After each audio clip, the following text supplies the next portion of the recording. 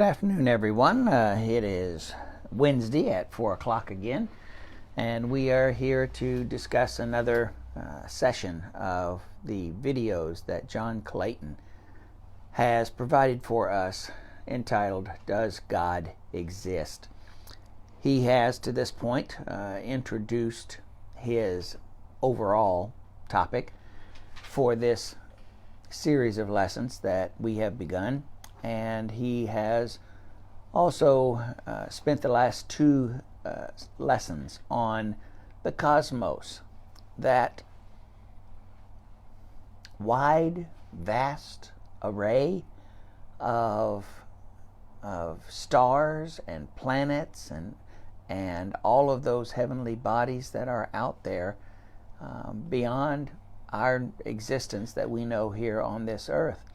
And he's talked about whether or not there was a beginning for all of that. And I think he has offered over the last two lessons some pretty convincing arguments that there was indeed a beginning to these. And because there was a beginning, we have a consistent experience where what we now know as the laws of physics apply. And this idea of whether it was caused or not caused, if you say that it was not caused, then you have to abandon all of those laws that we know and have grown to know and acknowledge as being things that govern what we do and what we know about not only our world but all those worlds out there.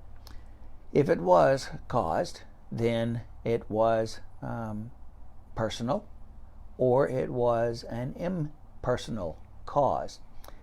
And what we have decided, or he will continue to talk and make an argument concerning the idea that if it was personal, then it had a design to it, that it wasn't just, as he will say, rote, opportunistic, mechanistic chance that gives us all of this glorious evidence that we have out there that this was part of creation. And ultimately he'll talk a little bit today and start getting into this idea that if it was created, if it was designed, then someone had to design it, and then there is, as a result of that, a purpose for us to exist, that there is meaning in our life other than just what the evolutionists would tell us or the atheists would tell us, that there is no real reason or rationale for us to exist. We just do. That there are no laws, that there are no restrictions. And so what Clayton will do for us today is introduce the notion of design in the creation. He's established that it had a beginning, that it was caused, and now he's going to talk about the design of that creation. So this particular portion of what he's working with right now spans across two lessons, this week and next week, and this is part one of design in the creation.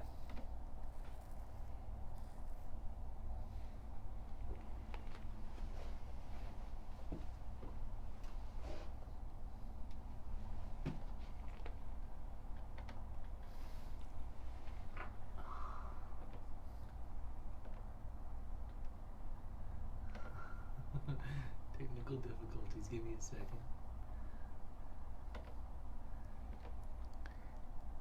It will be on shortly. Just hang on.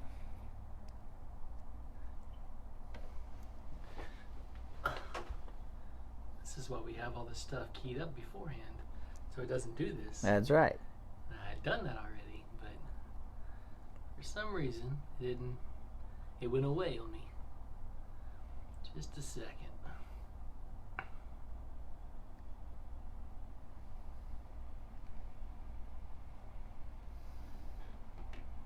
Quick musical interlude.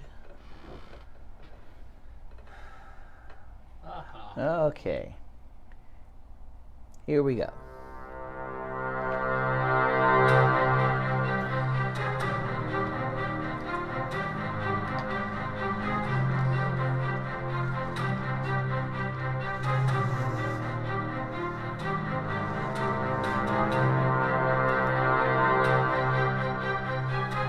Welcome to our next presentation in the video series, Does God Exist?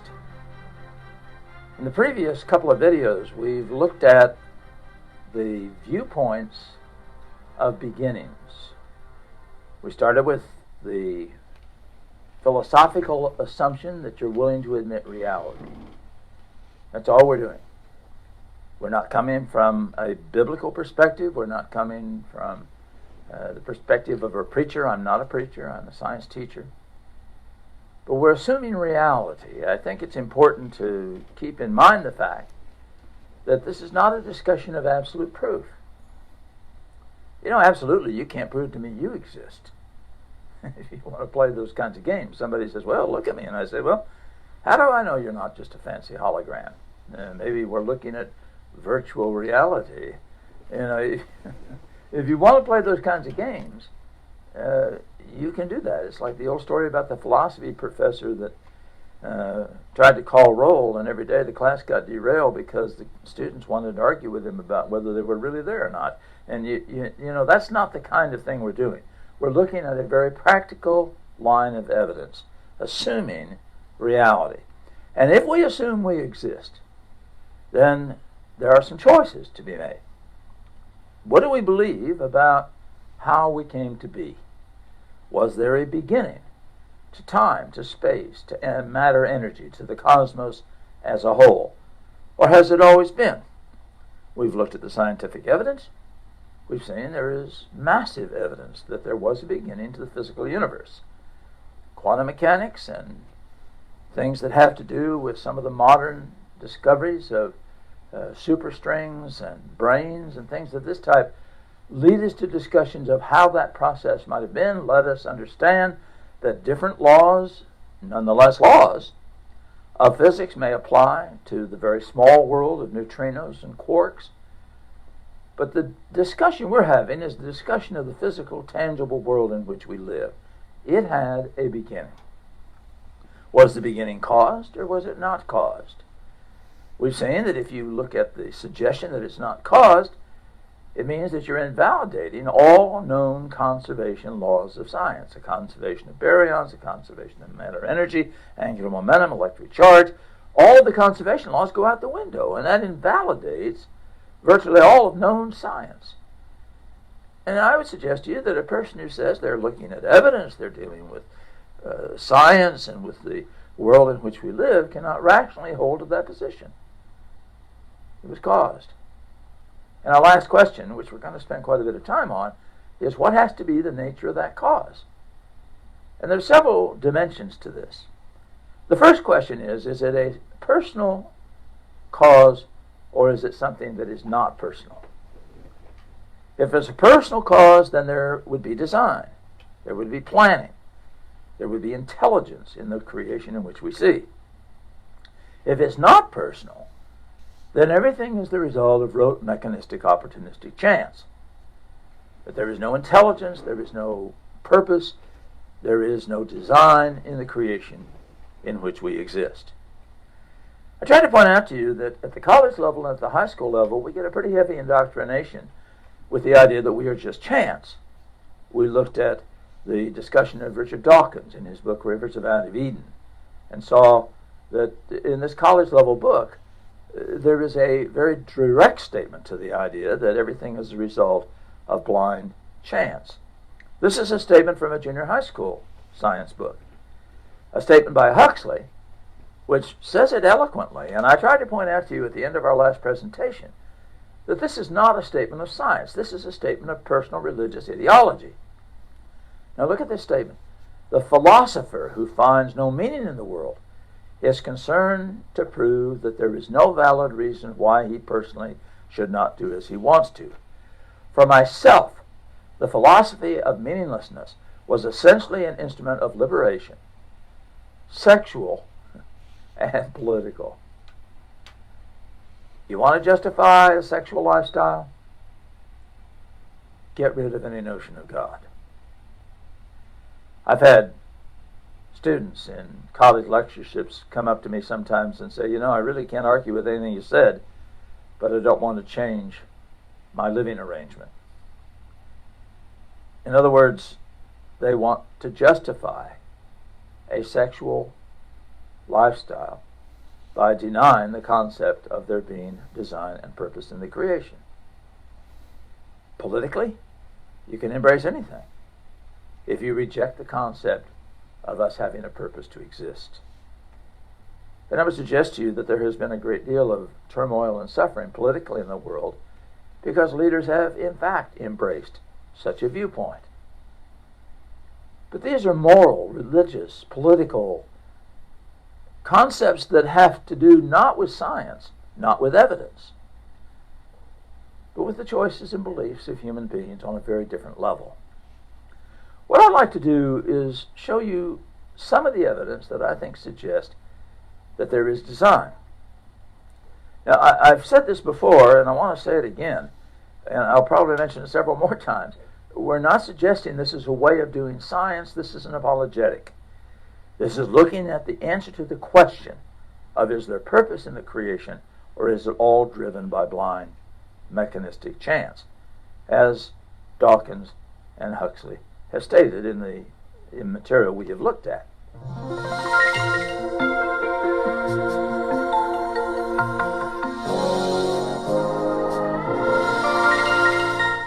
The first example I want to deal with is what I call intuitive design. Now, by intuitive design, we mean there's no mathematical treatment here. There's no sophisticated discussion in terms of quantitative analysis. We're simply asking you to look at this and consider the possibilities. And one of the areas where this just blows your mind, and you have to wonder at it no matter what your viewpoint is about these two issues, is the questions related to migration. One of my favorite examples is the Artic Tern.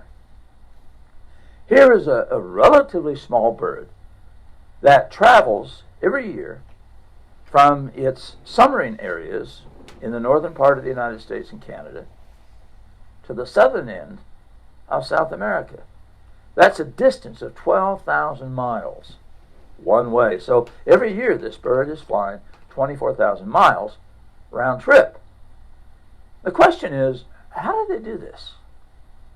How do they make this migration? Now, you know of other examples we could talk about, but right now let's just take a look because there's been a great deal of experimentation involved at the Arctic Tern. One of the first suggestions that was made about this was that the tern in some way uses landmarks, that they see their way from one point to another. So what happened was the tern was equipped with contact lenses, essentially, which made the tern so nearsighted that it couldn't possibly see landmarks on the ground. When they did this and turned the tern loose over its area where it had spent the summer, the tern was able to make the journey without any problems, even though it obviously could not even see the ground. So the next suggestion was, well, maybe they hear their way. Maybe they've got some kind of sound that they follow.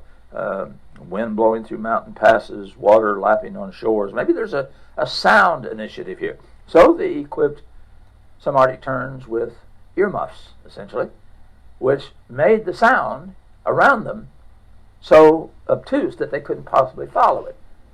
And the tern was still able to make the journey. Well, the next suggestion was that maybe they smell their way. You know, maybe there are odors that come from South America on the jet stream or something like this, and that they're able to follow the odor. So they equipped terns with gas masks, essentially, which gave them the capacity to fly without being able to make any kind of sensory observation based upon smell. And they were still able to make the journey.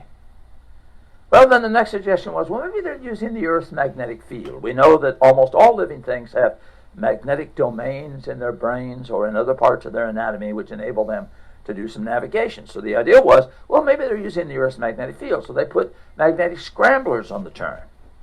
And the tern still was able to make the journey. So now the question became, well, are they learning to do this? Maybe it's something that the parents teach the baby how to do, how to fly. And maybe it's just been passed on from generation to generation. So they did some interesting experiments. They took an Arctic tern that had been hatched in a laboratory. This bird had never seen another Arctic tern. And they took the tern to the northern areas in the first summer. And in the fall of the year, when all the other terns had left and had already gone south, they took the baby tern with a radio transmitter on its back, and they released it over the place where it had been found as an egg. You know what happened? The tern took off. It flew along the same route that its parents had flown, and it landed not far from its original mother and father in the southern edge of South America just a short time later. So you obviously can't talk about learning. And when you look at all the experiments that have been done with the tern, the consensus now is that they don't have just one sense that enables them to make this journey, but that all of those senses that we have talked about, sight, sound, magnetic field, odors, that all of these things are a part of their capacity to make the journey, and it is a part of their genetic makeup. Now the question is, how does it become programmed into their genes?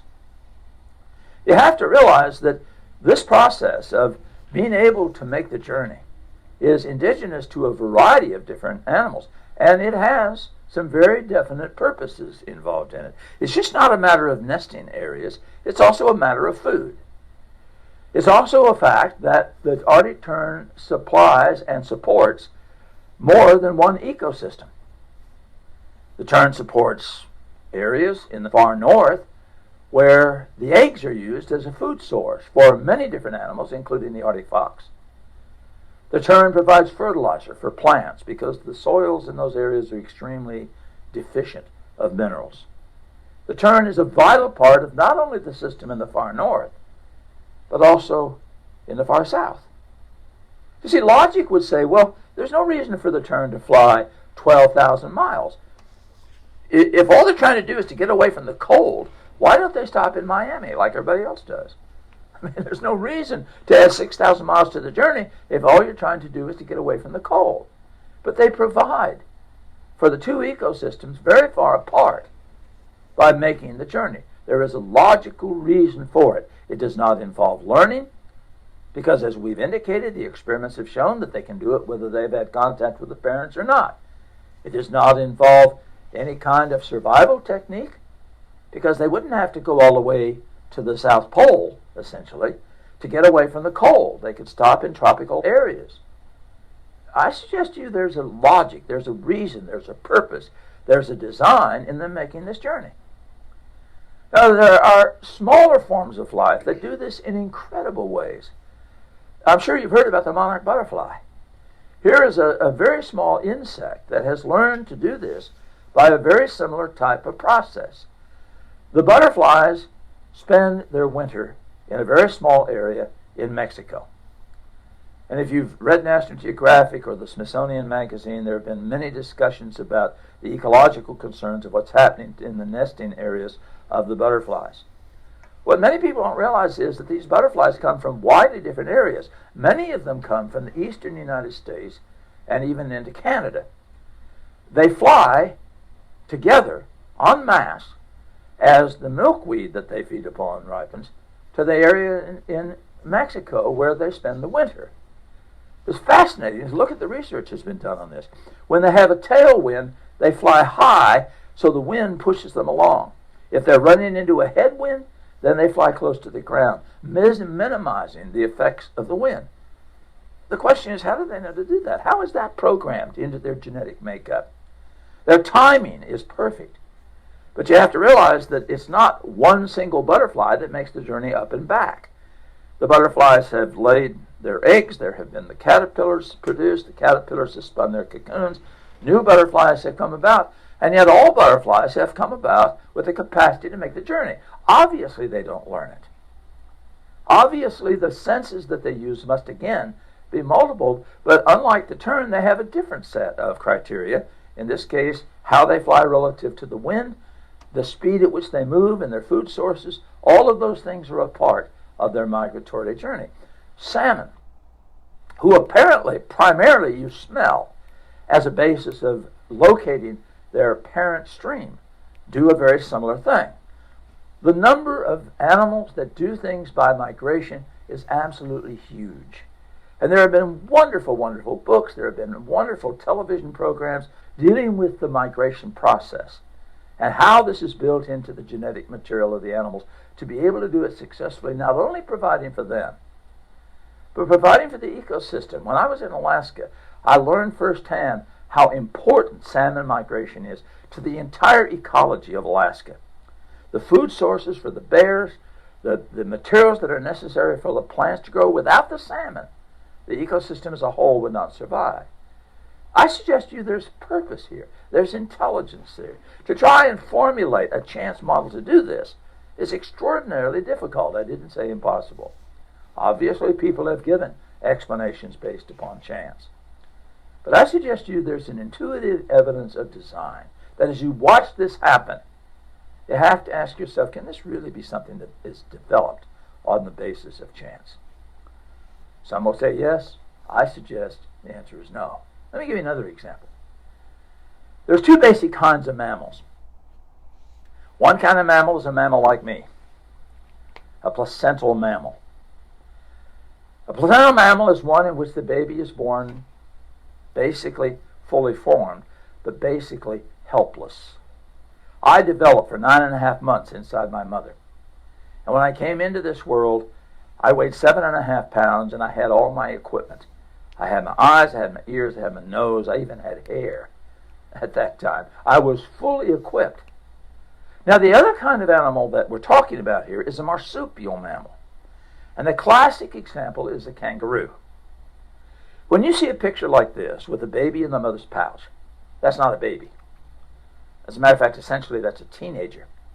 When a baby kangaroo is born, the kangaroo is very, very small. Incidentally, when I was in Australia, one of the things that was kind of fun was to watch the mother trying to kick the baby out of the pouch. You would see the mother hopping around and the baby in pursuit. If the mother made the wrong turn, the baby would dive into the pouch. And you could just see a pained expression on the mother's face as the baby landed in the pouch. And she would just sit down and say, well, I'm not moving until you get out of there. But of course, he's looking for a free meal. And you have to look at this and just feel for the mother in this situation. But again, when the baby was born, it wasn't anything like that. A baby kangaroo looked something like this. Instead of developing for 9.5 months, it has been developing for approximately 5 weeks. And it comes into this world as a helpless fetus. Well, not exactly helpless. I mean, here is an actual picture of a baby kangaroo at birth sitting next to a normal Indiana wasp. I want you to notice something. He has no functional eyes, no functional ears, no functional tail. He is virtually helpless. You know what he has to do in that condition? He has to crawl over 10 times his body length vertically up the stomach of a mother until he locates the top of her pouch. Here is a picture, an actual picture of a baby kangaroo at the instant of birth. A few seconds later, the baby turned over. He started wriggling and squirming his way up the stomach of the mother and ultimately ended up inside the pouch, hooked on to the mother's nipple. Now let's back up here for just a minute. Let's suppose he doesn't make it. Let's suppose he falls off, and mother doesn't help him. She doesn't even seem to be aware that he's there. Listen to this. If the baby doesn't make it into the pouch, he has a baby brother or a baby sister already conceived, already developing inside the mother that would be born within 3 to 5 weeks. If he does make it into the pouch and starts drawing milk from the mother, baby brother or sister will go into a state of suspended animation and will develop no further until he's out of the pouch. Now, if he goes 2 days and dies of a congenital deformity, at that point, baby brother or sister will resume their development. If he goes 5 weeks and dies of a disease, at that point, baby brother or sister will resume their development. If he goes 9 months and leaves on his own steam, at that point baby brother or sister will resume their development. There is always a baby waiting in the wings. The female kangaroo is perpetually pregnant. And ladies, if that doesn't give you a nightmare, nothing will.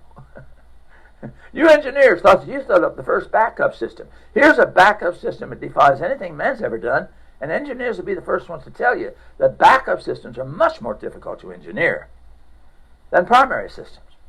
By the way, in the United States, we have an animal that's very similar to this, the possum. And it's important to realize when you deal with the possum that you're dealing with an animal that has very much the same characteristics. But by the way, I'm still not done with the kangaroo. Did you notice in this picture that there are two nipples? The nipple the baby is on is a low-fat milk nipple.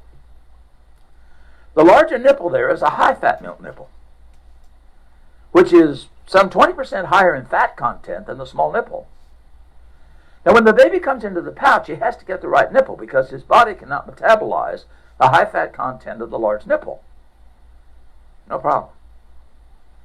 The high-fat nipple is so large, he can't get it in his mouth. He always gets the right nipple. Well, then how do you make him switch? Well, when the baby gets big enough to be able to handle the high-fat content, he's larger and his weight is pushing down on the bottom of the pouch. The bottom of the pouch is connected to the small nipple. So when the baby starts to push down on the bottom of the pouch, the small nipple is being pulled up into the mother. So the first time that mama kangaroo takes a king-size hop with baby sitting on the bottom of the pouch, that pushes down on the bottom of the nipple, pops the small nipple into her body, and the only nipple he can now get is the high-fat milk nipple, which better meets his needs. Now again, the question here is, do we explain this on the basis of a long series of singularly beneficial accidents? Or is this a demonstration of intelligence and design and purpose in the creation?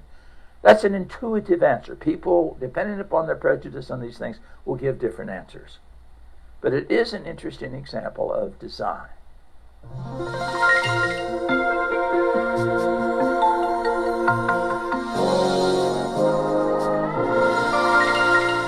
Now we've just talked here for a few minutes about one simple illustration of design on an intuitive level. And that is instinctive behavior in migrations, or in the case of the kangaroo, in reproduction. There are literally thousands of examples like the ones I have shown you. And as a matter of fact, we have a couple of books that are available upon request. These can be borrowed free of charge. They are called Dandy Designs. And at the time we're making this presentation and these videos, we have 4 versions of these. We'll probably have a 5th one here very shortly. And these books contain, each of them, over 100 examples like the 2 I've just shown you. We have a series of presentations on the web. The website is dandydesigns.org, and they give you examples like the ones that we have been looking at. And you are welcome to go there and look at those. You're welcome to print them out or to use them in any way that you might wish to use them. We have in our printed materials, first of all, bibliographical sources. They give you examples of this. There's books like The Mystery of Migration that go in detail into some of the things that I have tried to present to you here, and these bibliographies are available upon request. We also have a children's series that deals with this on the level of a child, and a children's website, scienceterrific.org. And if you're interested, we have a book that puts this material into a form that can be studied at your own leisure. It puts all of our discussion together. It's called The Source. We have a high school level version, we have a college level version, and you can borrow the book free of charge. All you need to do is to contact us for any of the materials that we have in the program. We also have a bi-monthly journal that helps you stay current in the things about which we're talking. If you'd like to be on our mailing list, you can contact us and we'll be glad to add you to our monthly publication list. Here is our address that you can use to contact us. We hope to hear from you. Now, we've looked at intuitive examples. The next thing we want to look at in our next presentation is architectural examples.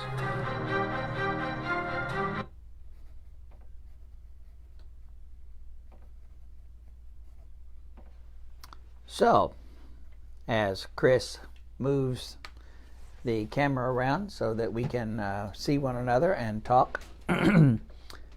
Let me say this. Let me start with an experience that I have had, and I want to say that I've had it more than once in my life.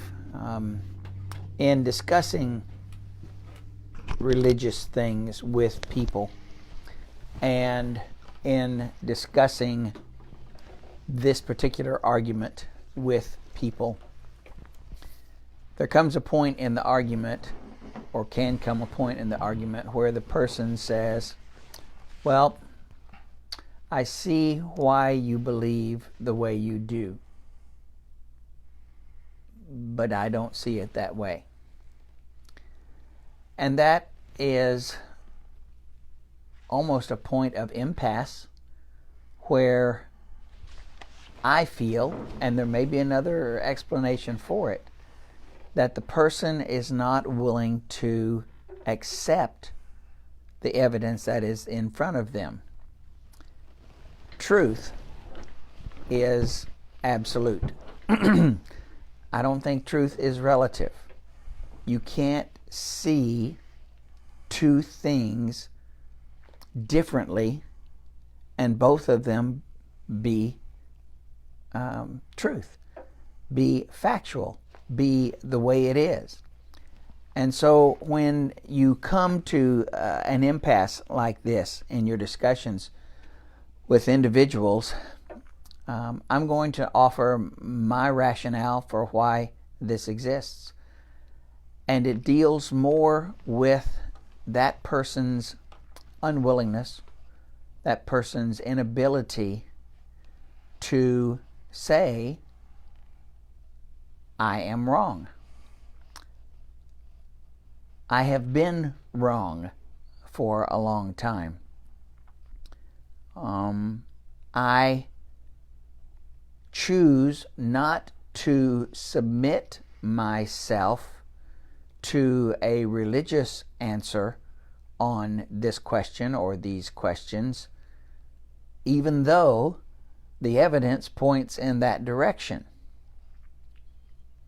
And my guess is that, and I think Clayton suggests this, that individuals who run up against evidence that they can't refute are simply choosing an alternative that allows them to express and to live out their free will. The Bible places restrictions on us. God places restrictions on us in His Word. And there are people who don't like restrictions, who don't like to live by some sort of law that governs them, that can affect their eternal existence. And there are, and this is extremely difficult when you get people who will, and I'm just going to call it, not honest enough with themselves to say, the evidence is clear, I accept what you're saying, I recant my stances that I have taken over the years, and the Bible is God's Word, and I yield to that truth. And what we hope to do with these lessons is, as we have said, provide you with enough ammunition, with enough evidence, with enough convincing arguments that those who choose science, and we have said you don't have to choose science, science and the Bible should support and do support one another, but those who want to say, no, I'm not going to choose the religious route because it has too many flaws, or it's mumbo jumbo, or it's not something I can really latch on to, I'm going to choose science instead, are choosing something that will allow them to continue their approach to living their lives how they want to do so, free of any restrictions religious, moral, whatever you want to call them, that the Bible places upon them. In order to please God, you have to submit to God's will.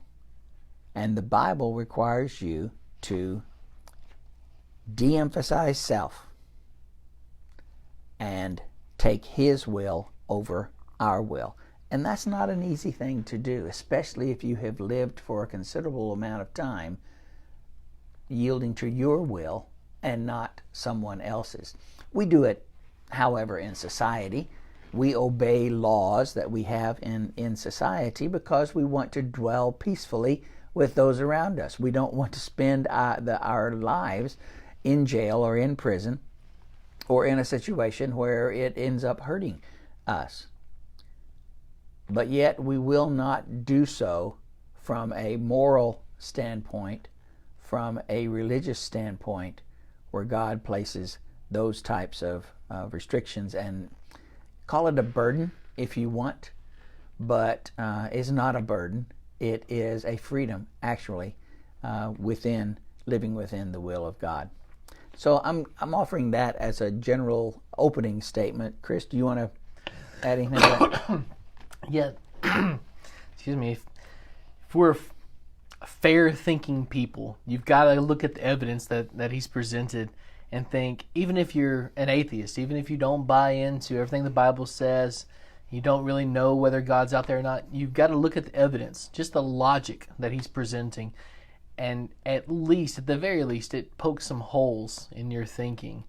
I did this, so I'm going to suggest you do it too, because last week was very highbrow, there's very cerebral lesson. So, but he had a chart at the end of that lesson last week, and I pulled it up.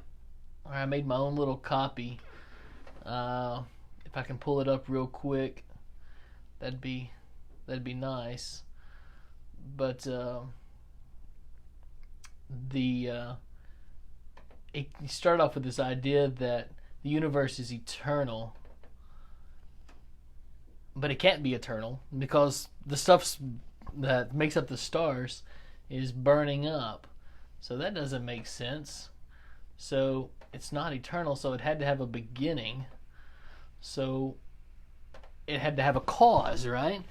This is kind of what Rick was talking about in the beginning. If it's got a cause, or if it doesn't have a cause, then all the laws that we understand about science are destroyed. They don't make any sense. So it's got to have a cause, and then it's got to be personal or non-personal, and that's kind of what he's trying to figure out here, is whether it actually, pure chance could not design a universe as intricate and as specific as we have. Take the bird that he talked about, take the kangaroo that he talked about, take Charles Darwin's statement about the eye being, he called it irreducibly complex. It needs each little component in it to be able to work and function appropriately, or else you would not be able to see, which seems kind of a big deal if you like walking around and interacting with people. So that's my 2 cents. It's in science, and it continues to be so. Whether it's science considering what we know here on this earth or beyond this earth, it's the old saying, the more we learn, the less we know, or the less we realize we know. It is the more you learn about how truly intricate and marvelous and wonderful and mind-bogglingly amazing, if that's a word, about our world and about our bodies and about all the systems that exist in this world and beyond this world, to choose the fact that all of that uniformity, all of that clarity, all of that structure, all of that quote unquote, it is amazing how all of that works, is blind chance. As to how all of that came about is just really a stretch. The logic behind all of this, makes much more sense to say it was by design, that it had to have a vastly superior intellect to ours, obviously, to set all of this up. But design is a part of our world and a part of our universe. He will give you more examples. He gave, 3? The Artic Tern, the kangaroo, the monarch butterfly, there that our scientists just really have a hard time explaining. When he talked about the tern, these weren't Christians trying to prove that the tern was a creation of God. These were scientists trying to disprove that the tern, the Artic tern, was a creation of God. They did everything they could, within reason, to disprove that the instincts that these birds have are part of their DNA. It must be something else, because if we admit that it's part of their DNA, then we say, well, how did that occur? Who placed that DNA there? How did that DNA get there? That would require them to admit that they can't disprove, at least, the fact that it was by design and that there was a designer there. When we talk about the monarch butterflies, the kangaroo situation, I'd never heard that about kangaroos. Kangaroos are amazing. Yeah, that is amazing. 2 nipples. One is low fat and one is higher fat. The low fat is for them when they're younger, the higher fat when they're older. And there's a mechanism for when and how they switch, which is... It's better than baby bottles. It's a lot better than baby bottles and formulas and things of that sort. But just to consider that type of creativity, that type of mind that can come up with not only why things happen, but it happens over and over and over again. It is the way things are. And we, as human beings coming into this world that has been created for us, can look at these situations and we can look at them and say, whoa, my, isn't that interesting? Wonder how that happened. Well, it's because we cannot conceive of a mind that is so far above us. What is it? The foolishness of man, the wisdom of man is the foolishness of God. And there are there's more than one way to interpret that. But one of the ways is when man thinks he knows a lot, when man starts relying on himself for existing in this life, for taking care of things, for whatever he is undertaking, and ignores God, that's going to come out bad. Because God's world that he has set up with his vastly superior intellect and creativity and omniscience and omnipotence and all of that, the best that man has to offer compared to God's worst day, if there was such a thing, God would still win out. God's ignorance is superior to man's wisdom. Now, I think there might be a better explanation for that verse, but that's at least in there. I think it's a reality, and I think it's a true statement that when we contemplate our world around us, especially at this level, when we consider all the things that we can know, at least in this point in time where man has advanced to the point we have across all of the sciences, all of the engineering, all of the knowledge that we have, we still have not scratched the surface. We've only scratched the surface of what there is to know and of what God knows. I'm on a website that from time to time will have conversations between God and angels. They're made up, obviously. Sure. And God, when he's talking about creating the bumblebee, for example, that's one I was talking to somebody the other day about it. He says, let's make him short and fat and fly around and pollinate flowers. And the angel goes, well, that's an interesting thing. And God says, and let's give him the best knees around. That alludes, obviously, to the fact that we say, that's the bee's knees. And it was a play on that. But sometimes when I look at the kangaroo, or I look at the Arctic Tern, or I look at something else that I'm exposed to that just blows my mind about what kind of individual comes up with this.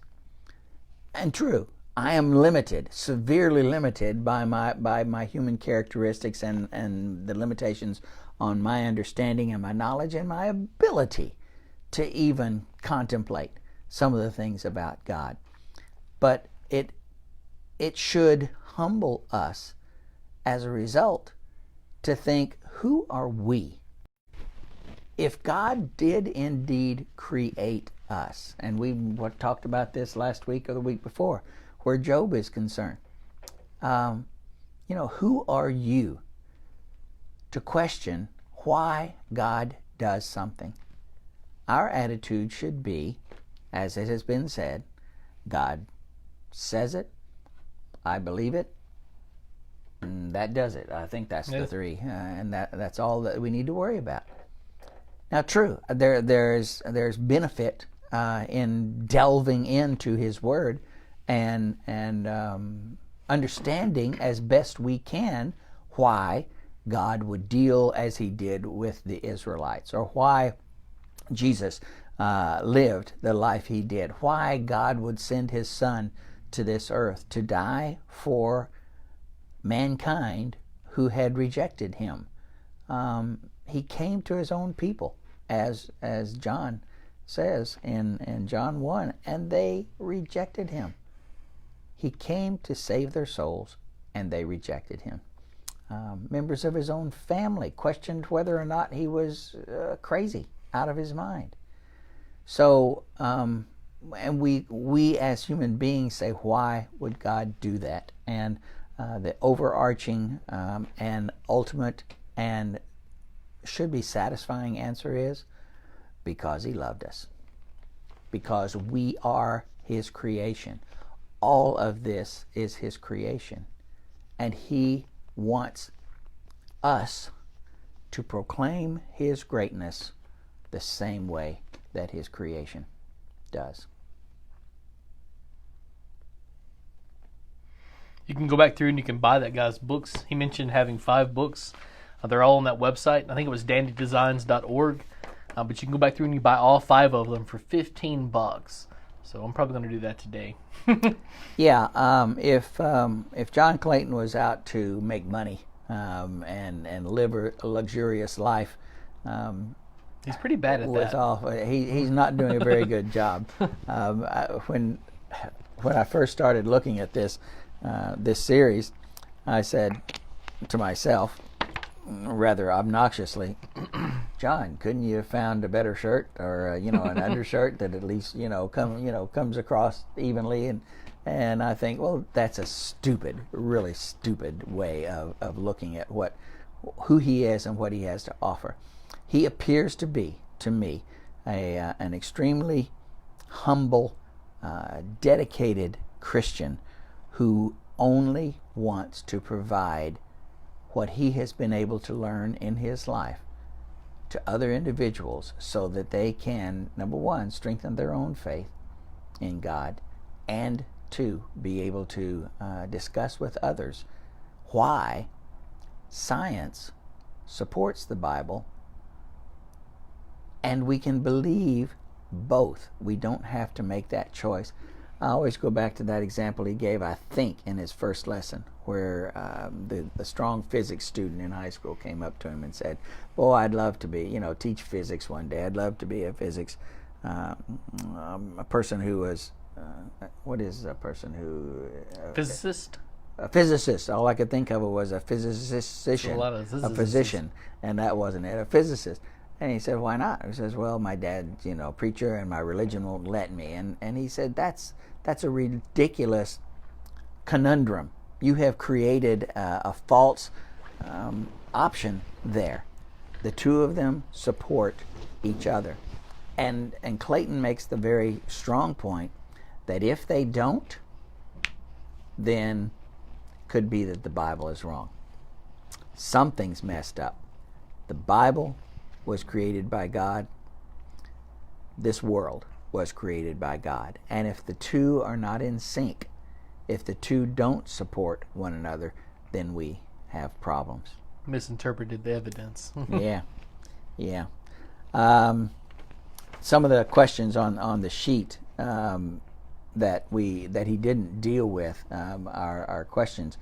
Says number 8, a chicken egg is an example of incredible design. Says, think of how you know this is true. It has the right shape to pass through the hen's reproductive system. Okay, no biggie there. It is porous so that the embryo can breathe. It's strong, and he says here in parentheses, you can stand on a chicken egg if you do it right. I'm not going to go home and try that, but I do know that if you try to squeeze it by putting pressure on all sides of it, you can't. Yeah. You cannot, and yet it is so fragile in other ways, which is kind of amazing. It's able to allow the chicken to break out only when the chicken is ready to be out and on its own, and it does not allow a loss of fluids which would dehydrate the embryo. So that's just another example of something that we come into contact with every day that we may not be aware of how much intricate design goes in or went in to that particular process. And so the world is full of these. He is, over the next 32 lessons now, he is going to give us example after example after example of how this could not have been multiple beneficial chance occurrences. Number 9 talks about this, and if you don't have a sheet in front of you, I'll read it for you. It says, when atheists challenge presentations like this, they say, well, here is how it could have happened by chance. Then they give an explanation which always has one fatal flaw. And the answer is, they make a series of assumptions as to how the matter itself got to that point where it could reach that desired conclusion. They're starting in the middle of the process and giving you an answer over here which ignores understanding how it got to that middle point in the first place. You see large numbers of statements, as he says here, of if, it could have, it might have, it has been suggested that, in order to prove something.